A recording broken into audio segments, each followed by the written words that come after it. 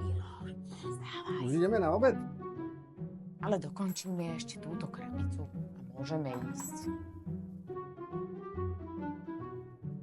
A kedy to už bude?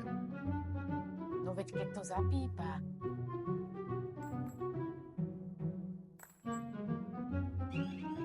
Hotovo. Môžeme ísť? Tak poďme.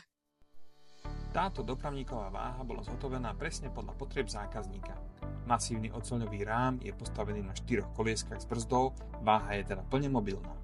Pomocou kľuky si vieme nastaviť zdvih od približne 720 do 920 mm.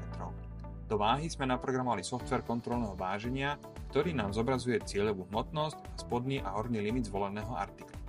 Tieto limity si samozrejme vieme meniť v databázach.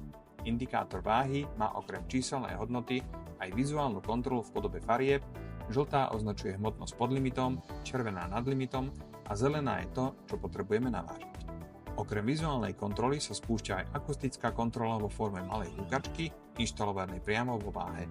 Váha by sa dala rozšíriť napríklad o tlačereň vážnych lístkov či etikiet, ale taktiež o skener QR alebo EA-kód.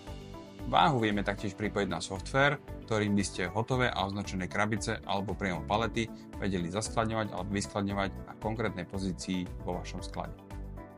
Okrem toho vieme všetky tieto dáta ukladať na USB, SD kartu alebo priamo do cloudu. Tak sa nám ozvite a poďme vymyslieť novú a unikátnu ponuku priamo pre vašu firmu. Zváž si to SK.